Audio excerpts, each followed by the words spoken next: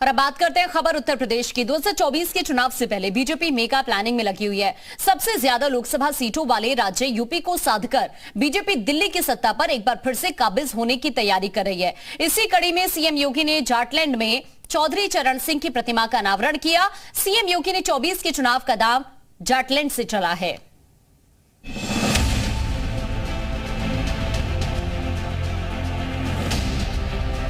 UP के जाटलैंड से CM योगी ने एक साथ दो समाज को साधने की कोशिश की है। चौधरी चरण सिंह की 121वीं जयंती पर सीएम योगी ने उन्हें श्रद्धांजलि दी। उनकी 51 फीट की प्रतिमा का सीएम योगी ने अनावरण किया।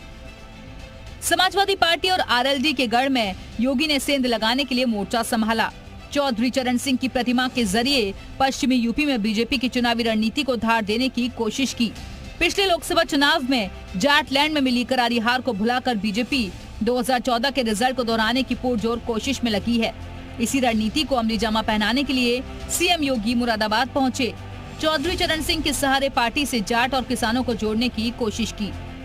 जब आबादी भी कम थी और वे स्वयं उन्होंने स्नातकोत्तर की पढ़ाई लॉ से की थी, लेकिन किसान और कृषि पृष्ठभूमि होने के नाते उनका बहुत सारे मुद्दों पर बहुत स्पष्ट था, स्पष्ट राय थी कि जब तक किसान गरीब रहेगा भारत अमीर नहीं हो सकता। चौधरी चरण सिंह की जयंती पर जाटलैंड से जाटों को साधने के साथ ही योगी ने किसानों के लिए भी तोहफों की भरमार की।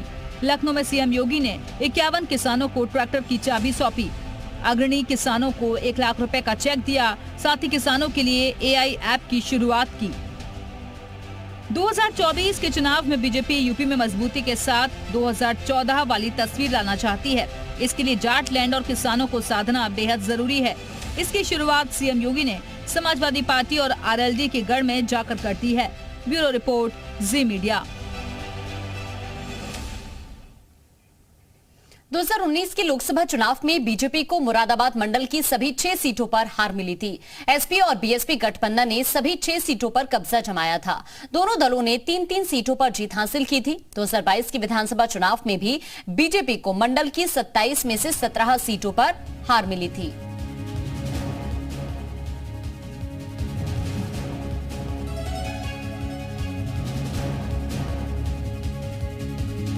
तो ये आपको कुछ ग्राफिक्स इस वक्त आपकी स्क्रीन पर दिखा रहे हैं। ये जाट वोट पर बीजेपी की नजर किस तरह है ये आपको बता रहे हैं कुछ ग्राफिक्स के जरिए।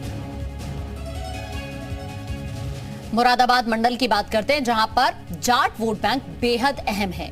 मुरादाबाद लोकसभा क्षेत्र में 1 लाख जाट मतदाता हैं। वहीं अमरोहा में 2 लाख तो संभल में 1.25 लाख जाट मतदाता हैं। रामपुर में भी 1.25 लाख, बिजनौर में 3 लाख तो नगीना में करीब 1.25 लाख जाट मतदाता हैं, जो हार जीत तय करने में अहम है। ये आपको इस वक्त 6 लोकसभा सीटों को लेकर किस तरह से ये जाट वोटर अहम भूमिका निभाते हैं ये आपको बता रहे हैं।